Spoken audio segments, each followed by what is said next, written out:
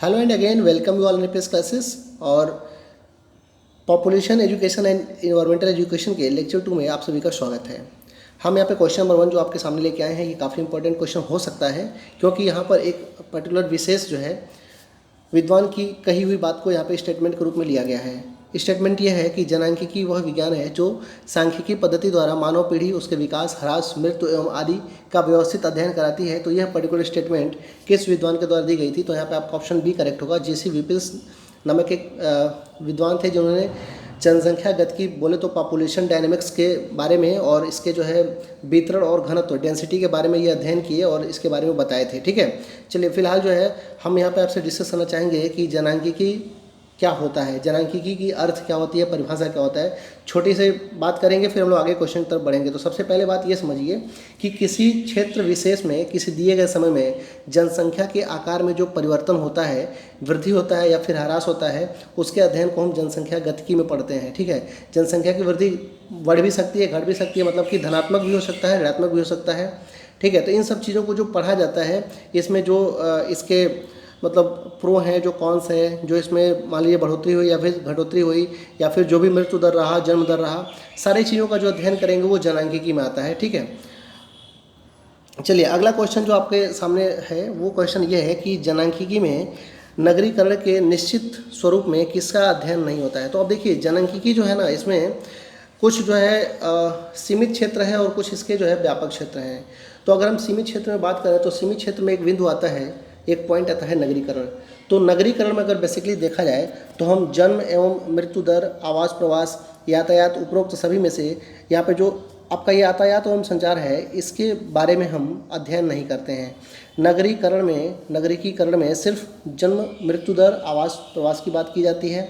ठीक है, और यहाँ पर जो है यातायात एवं संचार की अगर बात करें तो जनांकिकी की जब व्यापक डिफिनेशन लेके चलते हैं, व्यापक क्षेत्र में बात करते हैं, तो व्यापक क्षेत्र में बात करते समय हम जो है इसे जीवन स्तर, श्रम पूंजी, रोजगार या फिर यातायात, संचार, आयु संरचना, स्वास्थ्य स्थिति, जनसंख्या की उच्च एवं निम्न दर या फिर वैवाहिक संरचना, सारी चीज़ों का हम अध्ययन करते हैं। ठीक है, तो वो जब व्यापक डिफिनेशन होगा तब हम बात करेंगे, लेकिन अगर सीमित डिफिनेशन या फिर निश्चित स्वरूप की बात करेंगे तो उसमें यातायात एवं संचार नहीं आता है। ठीक है, उम्मीद करते हैं ये क्वेश्चन आपको समझ में आ गया होगा। थोड़ा सा यहाँ पे आपको कॉन्सेप्चुअल वर्क करना पड़ेगा, अदरवाइज तो सारे फैक्चुअल डाटा ही पूछे जाएंगे आपसे। अच्छा, तीसरा जो क्वेश्चन है कह रहा है कि जनांकिकी की विषय वस्तु को मुख्यतः समाहित किन तत्वों में किया गया है। ठीक है, तो देखिए सिंपल सी बात यह है कि जनसंख्या का आकार, जनसंख्या की संरचना और जनसंख्या का वितरण, ये तीन मुख्यतः तत्व हैं जिसमें हम जनांकिकी के बारे में जो है जनांकिकी को पूरा विषय वस्तु यहाँ पे समाहित किया गया। ठीक है, तो यहाँ पे ऑप्शन डी आपका करेक्ट हो जाएगा। चलिए क्वेश्चन नंबर 4 की बात करेंगे। तो क्वेश्चन नंबर 4 में ये कह रहा है कि जनसंख्या के आकार मुख्यतः प्रभावित होता है। तो देखिए यहाँ पे अगर बेसिकली देखा जाए तो किसी भी जनसंख्या के आकार से मतलब ये है कि किसी भी राजनीतिक या भौगोलिक क्षेत्र में निवास कर रही जनसंख्या, ठीक है, उसी का मात्र अध्ययन किया जाता है। और अगर हम बात करें तो जनसंख्या का अध्ययन जो करते हैं तो कुछ वर्ष पहले, कुछ वर्ष बाद जनसंख्या क्या हो सकती है और वर्तमान में जनसंख्या क्या है, इसका अगर तुलनात्मक अध्ययन करें तो इसे हम जनसंख्या का आकार का अध्ययन बोलते हैं। और यह सिर्फ जो है जन्म एवं मृत्यु दर पर ही डिसाइड होता है। ठीक है, केवल जन्म दर में वृद्धि ऑप्शन गलत है और केवल मृत्यु दर में भी ऑप्शन गलत है। यहाँ पे जन्म एवं मृत्यु दर दोनों को काउंट करेंगे तब जो है जनसंख्या आकार के बारे में हम पढ़ेंगे। या फिर बोल सकते हैं कि जनसंख्या आकार को प्रभावित करने वाला जो मुख्य जो है कारक है वो जन्म एवं मृत्यु दर दोनों है। ठीक है, चलिए आगे हम बढ़ते हैं। अगला क्वेश्चन आपके सामने ये है कि जनसंख्या संरचना के अंतर्गत अध्ययन किया जाता है। अब देखिए जनसंख्या संरचना के अंतर्गत जो है क्या अध्ययन किया जाता है, तो यहाँ पे मैंने 5 ऑप्शन लिए हैं। बताने का तात्पर्य सिर्फ इतना था कि ये चारों ऑप्शन यहाँ पे करेक्ट है। ठीक है, लिंगानुपात का, वैवाहिक स्थिति का, कार्यशील एवं आश्रित जनसंख्या का, आयु संरचना का। ठीक है, इन सारी बातों का हम अध्ययन जो है जनसंख्या संरचना में करते हैं। लिंगानुपात भी यहाँ पर एक टॉपिक आप एक पॉइंट आप ऐड कर लीजिएगा। वैवाहिक स्थिति तो हमने बता दिया ऑलरेडी। तो ये सारी जो बातें हैं इन्हें हम जनसंख्या संरचना के अंतर्गत जो है अध्ययन करते हैं। अगर इसे हम बोलें तो जनसंख्या संरचना को हम बोल सकते हैं कंपोजिशन ऑफ पॉपुलेशन। ठीक है, अभी जो है इसके आगे हम बात करेंगे क्वेश्चन नंबर 6 की। तो लिंग अनुपात को प्रभावित करने वाले कारक क्या हैं। तो देखिए यहाँ पर जो उपरोक्त यहाँ पे सभी ऑप्शन करेक्ट है। तो यहाँ पे क्या है ना, देखिए जन्म एवं जन्म दर एवं लिंग अनुपात, स्त्री एवं पुरुष की मृत्यु दर में भिन्नता एवं स्थानांतरण का प्रभाव। देखिए जन्म दर अगर ज़्यादा हो गया, ठीक है, मान लीजिए अगर ऐसा देखा जाता है शहरों में कि लोग जो है प्रीफर करते हैं कि बेटा ही पैदा हो, तो उस सिचुएशन में भी ऐसा कभी कभी केस होता है। खैर अब तो इसको लीगली जो है बिल्कुल मान्यता नहीं दी गई है कि आप जो है कुछ ऐसा स्टेप लें कि अगर बेटी है तो आप पहले ही कुछ उसका ऑप्शन देख लें, तो ऐसा कुछ नहीं है। फिलहाल जो है ये एक विशेष कारण रहा है कि जन्म दर जो है डिफरेंट होने का, कि लोग ज़्यादातर प्रेफरेंस करते हैं बेटे को ही, तो यहाँ पे लिंग अनुपात थोड़ा सा गड़बड़ हो जाता है। स्त्री एवं पुरुष की मृत्यु दर में भिन्नता, ये भी एक बड़ा रीज़न रहा है, क्योंकि कभी कभी ऐसा होता है कि स्त्रियों के साथ कुछ ऐसी प्रॉब्लम्स हो जाती है और उन्हें मेडिकल ट्रीटमेंट नहीं मिल पाता है, तो वो एक्सपायर कर जाती हैं।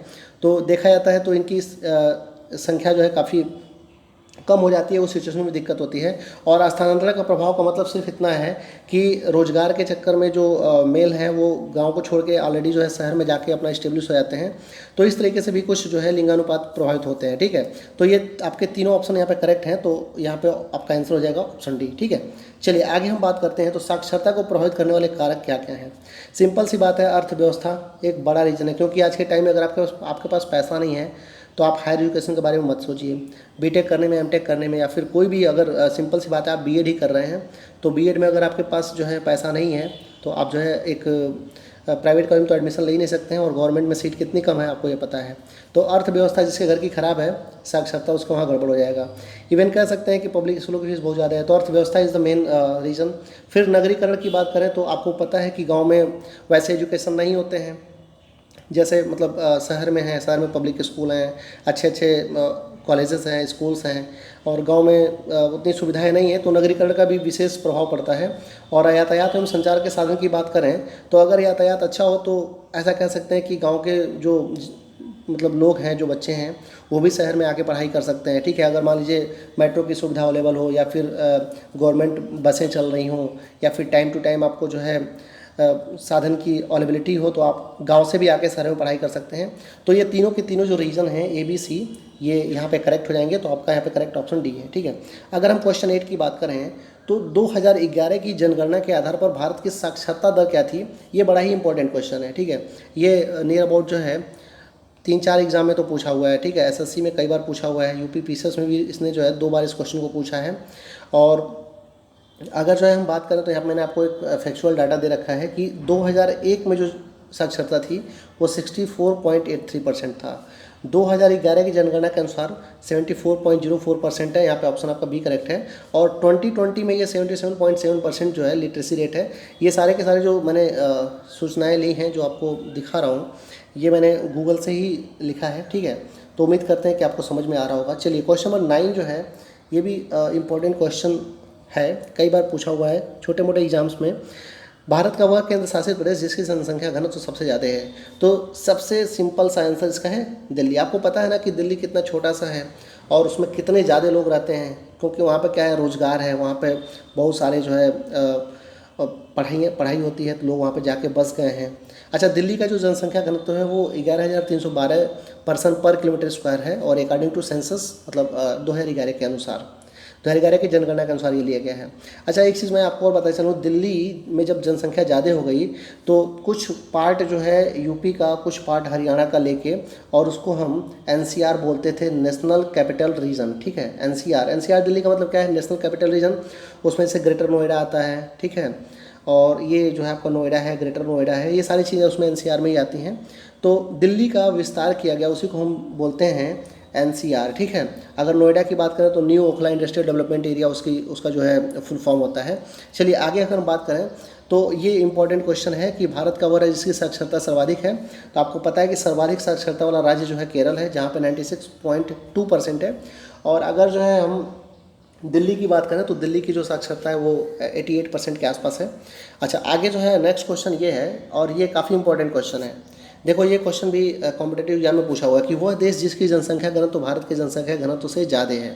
तो अगर हम जनसंख्या घनत्व की बात करें तो बांग्लादेश एक ऐसा देश है जिसका जनसंख्या घनत्व भारत के जनसंख्या घनत्व से ज़्यादा है। आपको मैंने ऑलरेडी बता रखा था कि भारत की जो जनसंख्या घनत्व वो 800 के आसपास है, 800 कुछ है, और बांग्लादेश का 1265 पर्सन पर किलोमीटर स्क्वायर है। ठीक है, लेक्चर में मैं ऑलरेडी आपको भारत की जनसंख्या घनत्व को बताया हूँ। ठीक है, अब देखिए एक और इम्पॉर्टेंट क्वेश्चन है, ये भी कॉम्पिटेटिव एग्जाम में पूछा हुआ है, और इसके पूछने के चांसेस हैं कि नेशनल पॉपुलेशन पॉलिसी कब प्रभावी हुआ। तो देखिए नेशनल पॉपुलेशन प्रभावी हुआ सन 2000 में, ठीक है। सन 2000 में नेशनल पॉपुलेशन पॉलिसी को प्रभावी किया गया और इसके अंतर्गत जो है 2045 तक, ठीक है, 2045 तक ये एक जो है लक्ष्य लेके चला जा रहा है कि हम अपनी पॉपुलेशन को कंट्रोल कर लेंगे, कि हमारे पास जितने रिसोर्सेस हैं, जितने जो है चीज़ें हैं, उसमें हम अपने जनसंख्या को अच्छे से भरण पोषण कर लें, या फिर जो है जो भी सस्टेनेबल डेवलपमेंट की बात की गई है, तो जो एम है वो 2045 तक का रखा गया, ठीक है। और अगर हम बात करें तो पहली बार जो है 1967 में शायद जो है इस नेशनल पॉपुलेशन पॉलिसी का जो है प्लान किया गया था, लेकिन 2000 से ये इफेक्टिव है, ठीक है। तो उम्मीद करते हैं कि ये सेशन आपको समझ में आया होगा और काफ़ी अच्छा लगा होगा। नेक्स्ट सेशन में फिर हम मिलेंगे इम्पॉर्टेंट 15 क्वेश्चन के साथ, ठीक है। तो तब तक के लिए आप अपनी पढ़ाई को जारी रखें और all the best everyone. Thank you, take care, bye.